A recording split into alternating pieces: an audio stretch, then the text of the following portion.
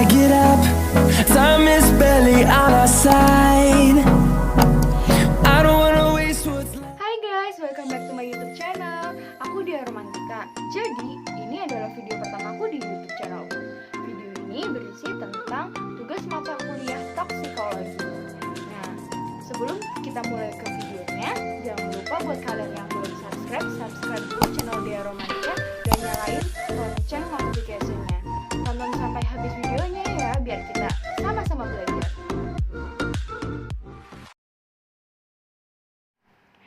Asas-asas umum toksikologi. Topik yang akan kita bahas yaitu yang pertama, kondisi efek toksik, mekanisme efek toksik, wujud efek toksik, sifat efek toksik, dan review jurnal. Toksikologi. Toksikologi adalah studi mengenai efek-efek yang tidak diinginkan dari zat-zat kimia terhadap organisme hidup. Toksik. Kalian tahu toksik nggak? Nih, aku jelasin ya. Toksik itu artinya beracun. Jadi, dalam ilmu kimia, kata toksik mengarah pada sifat suatu senyawa atau zat yang bisa menimbulkan efek beracun atau fatal. Asas umum toksikologi. Timbulnya efek toksik suatu zat kimia terjadi melalui beberapa proses. Menurut Donatus tahun 2001, awalnya makhluk hidup terpapar oleh toksikan. Kemudian, setelah diabsorpsi dari tempat paparannya, maka toksikan atau metabolitnya akan terdistribusi ke tempat aksi, sel sasaran atau reseptor tertentu yang ada di dalam diri makhluk hidup. Interaksi antara toksikan atau metabolitnya dengan sel sasaran atau reseptor di tempat aksi, inilah yang menimbulkan pengaruh berbahaya, efek toksik dengan wujud serta sifat tertentu. Efek toksik sangat bervariasi dalam sifat, organ sasaran, maupun mekanisme kerjanya. Kondisi efek toksik.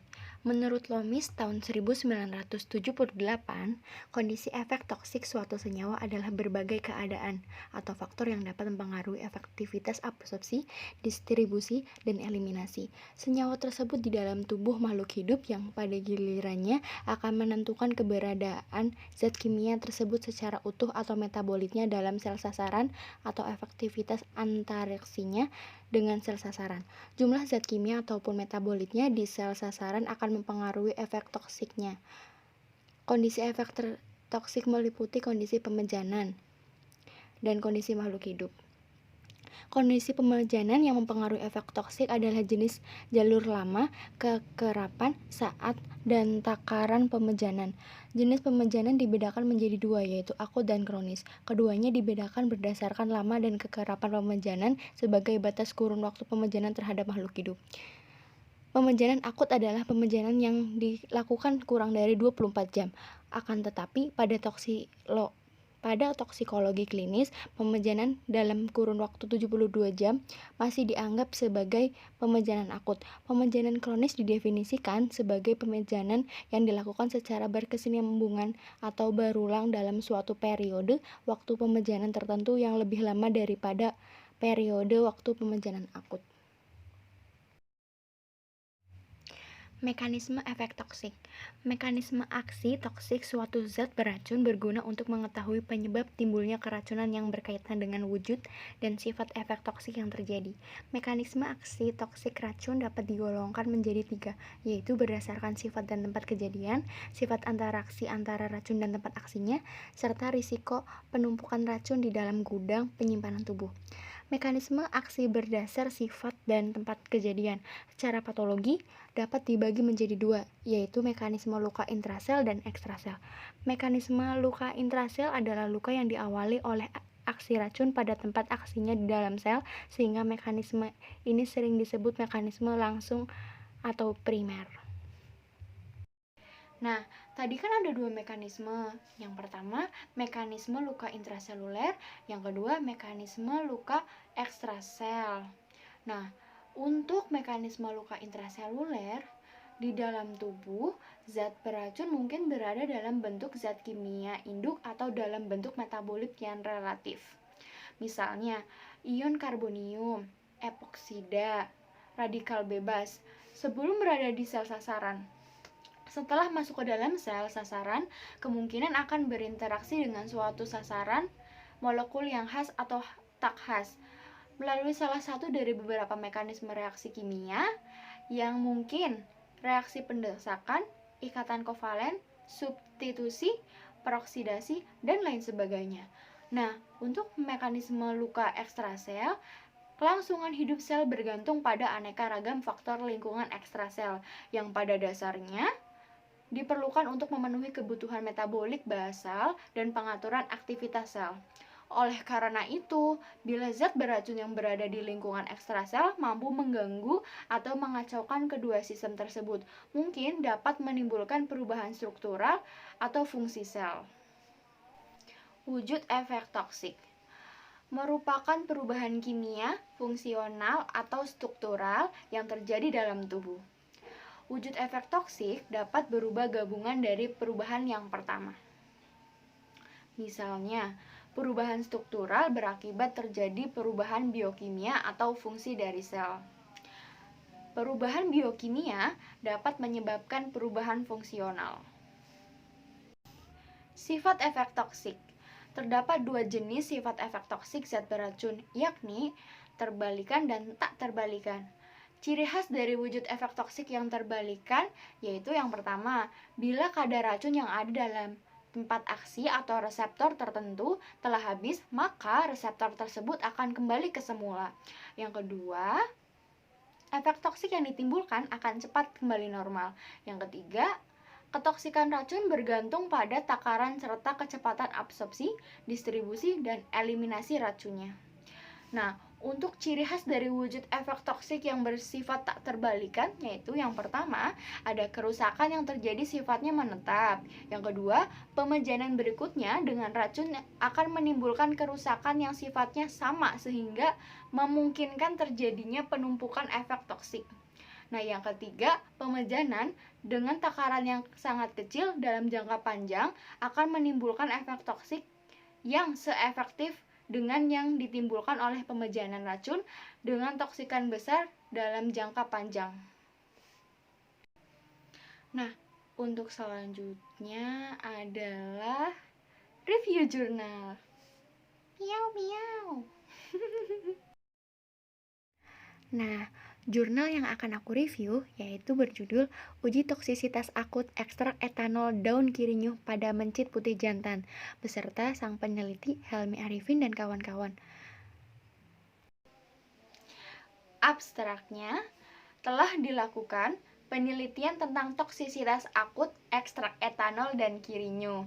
Parameter toksisitas yang diamati adalah LD50 dan efek toksik tertunda selama 14 hari pengamatan yang meliputi perubahan berat badan, volume konsumsi air minum, dan berat relatif organ dari jantung, hati, ginjal, lambung, dan paru-paru. Pemberian ekstrak etanol daun kirinyuh secara oral dengan dosis 4, 8, 16 gram per kilogram berat badan menunjukkan bahwa ekstrak etanol daun kirinyuh termasuk kategori praktis tidak toksik atau LD50 lebih dari 15 gram per kilogram berat badan. Efek toksik tertunda terlihat dari adanya perbedaan signifikan pada berat badan, volume air minum, berat relatif organ paru-paru dan lambung. Tidak terdapat perbedaan yang signifikan pada berat relatif organ jantung, hati, dan ginjal. Nah, kata kuncinya LD50, toksisitas tertunda, Cromelaena odorata, etanol daun kirinyuh, adorata. Nah, untuk pendahuluan, definisi dan kandungan daun kirinyuh merupakan salah satu jenis tumbuhan dari famili Asteraceae. Daunnya mengandung beberapa senyawa utama seperti tanin, fenol, flavonoid, saponin, dan steroid. Untuk pengujian aktivitas antimikrobanya, pada penelitian sebelumnya telah dilakukan pengujian terhadap aktivitas antimikroba ekstrak daun kirinyuh. Hasilnya menunjukkan positif terhadap bakteri Bacillus subtilis. Juga telah dilakukan pengujian terhadap ekstrak etanol daun kirinyuh untuk pengobatan luka pada mencit jantan. Kontrol dan pembanding hasilnya menunjukkan bahwa ekstrak etanol daun kirinyuh memberikan efek penyembuhan luka yang lebih cepat. Uji toksisitasnya, mengingat betapa luasnya pemakaian daun kirinyuh ini sebagai obat, maka penggunaan tanaman ini harus melakukan serangkaian uji, seperti uji khasiat, toksisitas, dan uji klinik. Selanjutnya, penentuan nilai LD50 dan pengamatan gejala toksik yang menyertai. Nilai LD50 ditentukan dengan menghitung jumlah kematian hewan uji selama 24 jam disebabkan oleh pemberian tunggal sediaan uji pada kelompok mencit dengan dosis 4, 8, 16 gram per kilogram berat badan. Hewan uji dikelompokkan secara acak menjadi 4 kelompok, yang masing-masing kelompok terdiri dari 5 ekor mencit. Nah, 1 kelompok sebagai kontrol dan 4 kelompok perlakuan dengan berbagai dosis. Masing-masing kelompok perlakuan diberikan secara oral dengan suspensi ekstrak daun kirinyuh dengan dosis 4, 8, 16 gram per kilogram berat badan dan 0,5%. Jumlah hewan uji yang mati dalam 24 jam setelah pemberian ekstrak dihitung. Sementara itu, setelah pemberian dilakukan, pengamatan gejala-gejala toksik yang menyertai selama 3 jam. Untuk hewan yang mati dilakukan pembedahan dan dilakukan penentuan berat relatif dari organ paru-paru, hati, ginjal, dan lambung. Nah, dilakukan evaluasi efek toksik selama 14 hari. Pada mencit yang masih hidup, mulai dari 24 jam sampai dengan 14 hari pemberian sediaan uji, selain diamati gejala-gejala toksik yang timbul, juga dilakukan penimbangan berat badan tiap 48 jam atau 2 hari.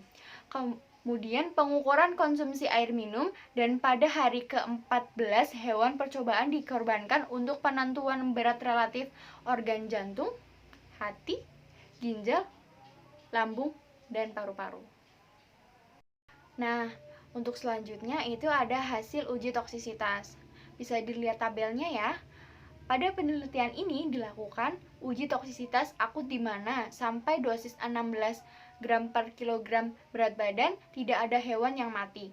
Untuk itu, penentuan LD50 tidak dilanjutkan lagi karena hasil ini menunjukkan bahwa ekstrak etanol daun kirinyuh termasuk kategori praktis tidak toksik karena mempunyai LD50 lebih dari 15 gram per kilogram berat badan, dapat dilihat dari tabel yang di atas. Nah, untuk gambar 1, gambar 2, gambar 3 merupakan diagram batang berdasarkan pengaruh dosis ekstrak daun kirinyuh. Nah, kita sampai ke pembahasan. Untuk yang pertama, dari hasil penelitian menunjukkan bahwa pada hari ke-14 terlihat pertambahan berat badan baik hewan kelompok kontrol maupun hewan perlakuan. Berat badan ditentukan oleh keseimbangan antara masukan kalori dan pelepasan energi. Dengan cara tertentu, berat badan dipertahankan pada titik tertentu. Nafsu makan diatur oleh hipotalamus melalui interaksi antara pusat makanan dan pusat kenyang. Nah, untuk tabel yang kedua, berdasarkan hasil uji lanjut Duncan, ternyata menunjukkan bahwa terdapat perbedaan terhadap volume air minum mencit antara dosis 4, 8, 16 gram per kilogram berat badan dengan kontrol. Oleh karena itu, dianggap perbedaan volume air minum merupakan suatu tanda telah terjadi gangguan pada aktivitas minum hewan percobaan. Hasilnya dapat dilihat pada gambar yang kedua yang awal tadi. Nah, untuk tabel yang ketiga, itu berat relatif organ paru-paru kelompok kontrol berbeda dibandingkan dengan kelompok perlakuan yang diberi ekstrak daun kirinyuh. Dari hasil pengujian statistik ANOVA, satu arah didapatkan nilai signifikan yaitu 0,000 karena P kurang dari 0,05. Maka dapat disimpulkan bahwa pengaruh variasi dosis ekstrak daun kirinyuh terdapat berat relatif organ paru-paru dari mencit putih jantan setelah dilakukan Uji lanjut Duncan menunjukkan perbedaan terhadap berat relatif organ paru-paru antara dosis 4, 8, 16 gram per kilogram berat badan berdasarkan gambar yang awal tadi. Nah, kita nyampe di kesimpulannya. Nah, yang pertama, toksikologi. Toksikologi adalah studi mengenai efek-efek yang tidak diinginkan dari zat-zat kimia terhadap organisme hidup. Nah, yang kedua, asas umum toksikologi adalah kondisi pemejanan dan kondisi makhluk hidup, mekanisme aksi, wujud, dan sifat efek toksik atau pengaruh berbahaya racun. Yang ketiga, itu kondisi efek toksik meliputi kondisi pemejanan dan kondisi makhluk hidup. Yang keempat, mekanisme aksi berdasar sifat dan tempat kejadian secara patologi dapat dibagi menjadi dua, yaitu mekanisme luka intrasel dan ekstrasel. Nah, yang kelima, wujud efek toksik suatu racun dapat berwujud perubahan biokimia, fisiologi atau fungsional, dan struktural. Nah, yang terakhir, terdapat dua jenis sifat efek toksik zat beracun, yakni terbalikan dan tak terbalikan. Untuk review jurnal yang barusan aku review, itu bukan jurnal penelitianku sendiri ya. Sudah tertera nama penelitiannya siapa dan dari universitas mana. Nah, terima kasih udah nonton videonya, semoga bermanfaat.